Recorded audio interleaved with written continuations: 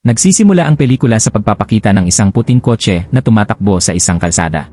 Sinusundan ng puting kotse ang isang itim na kotse at binangga ito ng bahagya nang makarating sila sa isang liblib na lugar.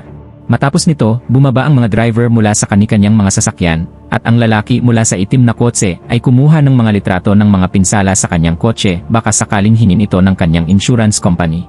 Ngunit bigla na lamang siyang sinaktan ng misteryosong driver ng puting kotse at kinaladkad siya papunta sa likod ng itim na kotse. Sinaksak siya, pinatay at pagkatapos ay umalis gamit ang puting kotse. Noong ika-5 ng Agosto ng tag-init, 2 pulis ang naipit sa matinding trapiko. Nakikinig sila sa radyo tungkol sa pagpatay na nangyari sa unang eksena. Dahil hindi gumagalaw ang trapiko, bumaba ang isa sa kanila na si Tae-sok mula sa sasakyan at naglakad papunta sa isang pasugalan. Sinubukan siyang pigilan ng mga security sa pamamagitan ng panunuhol, nilagyan nila ng makapal na pera ang kanyang bulsa. Pero hindi ito nagustuhan ni Tae-sok at bahagya niya silang binugbog. Pagkatapos, inaresto niya ang isang lalaking nagtatrabaho sa likod ng counter dahil sa iligal na pagpapalitan ng pera. Samantala, makikita ang isang mafia boss na si Dong-soo na nagsasanay sa isang punching bag maya-maya, pumasok ang ilan sa kanyang mga tauhan at ibinalita ang nangyaring insidente. Ipinag-utos ni Dong-soo na ibaba ang punching bag nang naibaba ito at buksan ang zipper. Lumabas na may isang lalaking nakatali sa loob ng punching bag, duguan at bugbog sarado. Pagkatapos nito, umalis si Dong-soo sa gusali at sumakay sa kotse, kasama ang kanyang driver, habang may 2 pang sasakyan na sumusunod na parang konvoy. Tumawag siya sa isang tao sa departamento ng pulisya at nagreklamo tungkol sa pulis na sumugod sa kanyang pasugalan. Lumalabas na nagbabayad siya sa isang police director para pigilan ang ganitong mga pangyayari at hindi siya gambalain. Pinilit ni Tae-sok ang lalaking kanyang inaresto na magmaneho ng motorsiklo at ihatid siya sa isang crime scene. Habang papalapit na sila, makikita sa likuran na sinusubukan ng lalaki na paikutin ang motorsiklo para makatakas. Pagdating sa crime scene, lumalabas na natagpuan ng pulisya ang lalaking pinatay. Sinuri ni Tae-sok ang lugar kasama ang kanyang partner at nakakita siya ng palatandaan na posibleng may bumangga sa likod ng sasakyan ng biktima. Samantala, nakipag-usap si Dong-soo kay Sang-do, isa ring gangster, at tinalakay nila ang tungkol sa paggalang sa kani-kanilang teritoryo at tungkulin. Hindi sila nagkasundo at nadamay pa sa pagtatalo ang kanilang mga bodyguard. Tumayo si Dong-soo at sinuntok ang sarili niyang bodyguard, habang tinanggal naman niya ang 2 ngipin ng bodyguard ni Sang-do gamit ang kanyang mga kamay. Sinabi niya na hindi dapat nagsasalita ang mga tauhan kapag ang mga boss ay nakikipag-usap. Dahil dito, labis na natakot si Sang-do at hindi na nakipagtalo pa. Sa istasyon ng pulisya, nagkaroon ng pulong ang isang grupo ng mga investigador.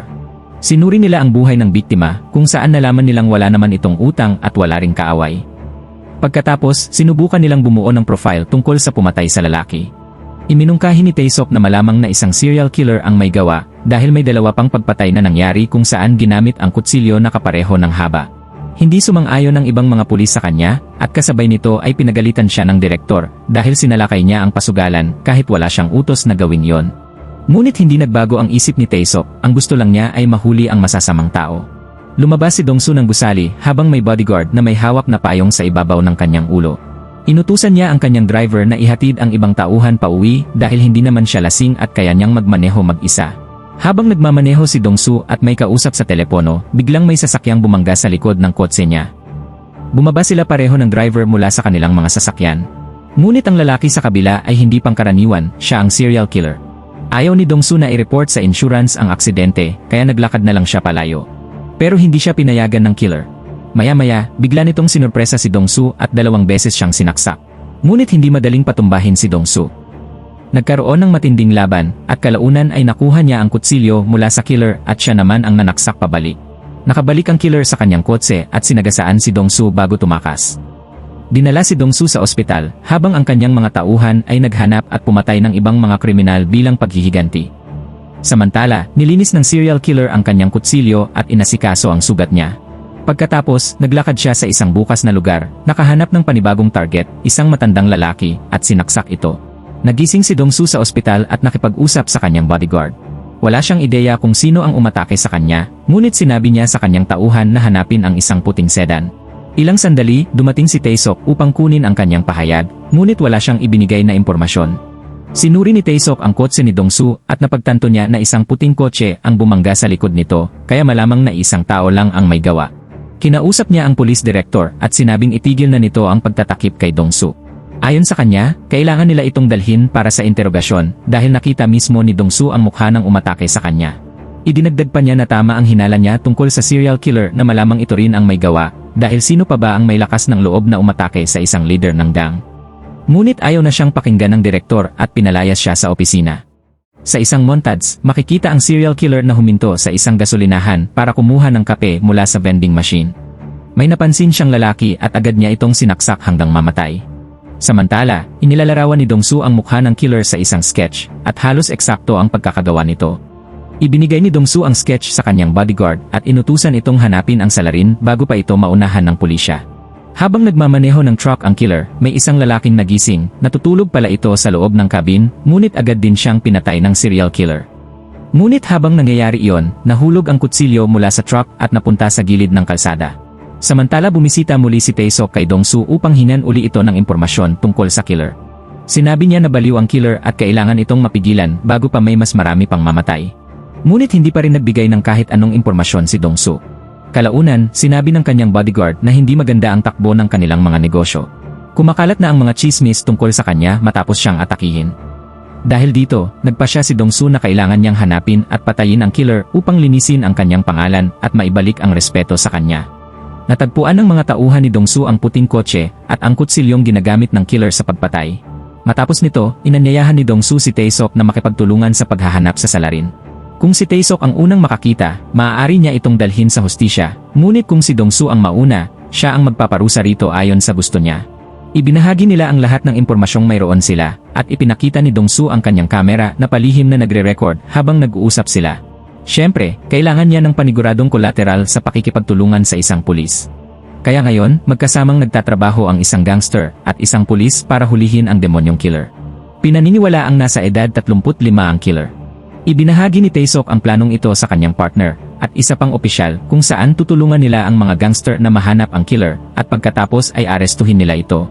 Samantala, sinabi ni Dong-soo sa kanyang tauhan na si Osang na papayagan nilang tumulong ang mga pulis, pero kapag nahanap na nila ang killer, sa kanila alisin ang mga ito. Subalit lalong ginulo ni Dong-soo ang kaso nang ipapatay niya si Sang-do. Gumamit ang asasin ng kutsilyo ng serial killer at iniwan pa ito sa lugar upang makita ng pulisya. Nang suriin ito ng forensics, nakakita sila ng ebidensyang tumutugma sa mga naunang pagpatay sa gasolinahan. Kalaunan, naunawaan ni Tae-seok ang plano. Pinatay ni Dong-soo si Sang-do sa paraang magmumukhang gawa ito ng serial killer upang malinlang ang pulisya. Dahil dito, pinuntahan niya si Dong-soo at nagkaroon sila ng komprontasyon, ngunit wala rin siyang nagawa. Iniulat sa balita ang pagkamatay ni Sang-do at nagdagdag ng panibagong team sa pulisya upang tumulong sa investigasyon. Samantala, nanonood ng balita ang tunay na serial killer sa isang restaurant at marahang sinasabi sa sarili na, hindi ko ginawa iyon. May isang binatang nakarinig sa kanya at natakot. Tumayo ang killer at umalis at habang papalabas, tinapik niya ang balikat ng binata.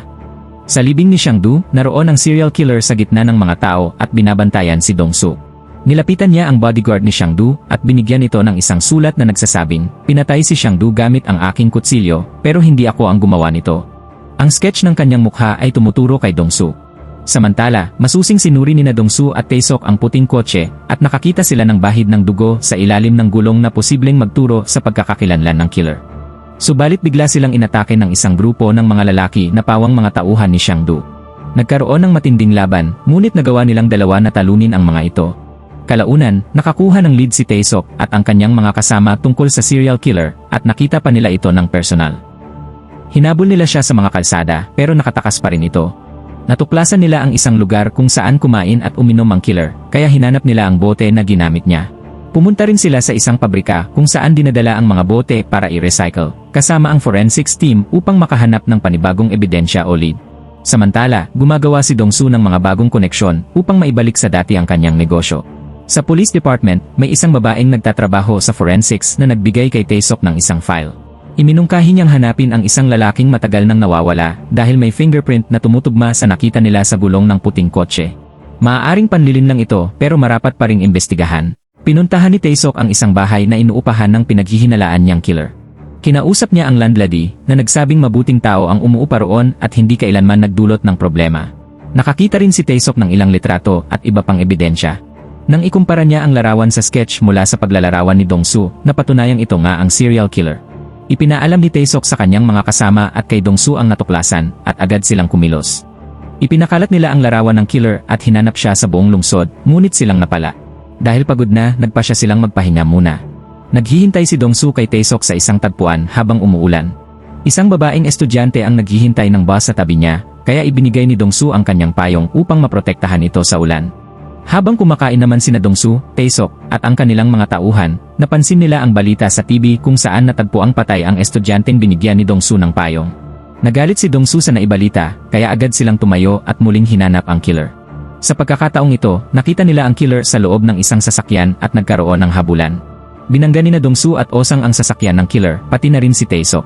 Ngunit nakatakas pa rin ang killer at tumakbo sa madidilim na eskinita. Naghiwa-hiwalay sila sa paghahabol. Sinaksak ng killer si Osang, pero natuntun siya ni Dongsu at binugbog ng husto. Dinala ni Dongsu ang killer sa isang bodega at pinahirapan ito.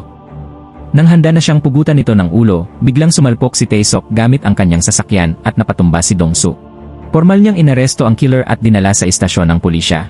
Ngunit may isa pang problema, kulang ang ebidensya upang mahatulan ng kamatayan ng killer. Kinumbinsi ni Taesok si Dongsu na tumestigo sa korte. Subalit papayag lamang daw si Dongsu kung ipapangako ni Taesok na makukulong siya sa parehong kulungan kasama ang killer. Sa korte, nagpatotoo si Dongsu at napatunayang siya ay inatake ng killer. Sa kanilang laban, nasaksak niya ang killer sa kaliwang bahagi ng dibdib. Nang hubaran ng pulis ang killer, nakita ang sugat sa eksaktong lugar na yon. Sa huli, nakulong ang killer kasama si Dongsu at malamang napapatayin niya ito bago pa man maisakatuparan ang hatol na kamatayan nito.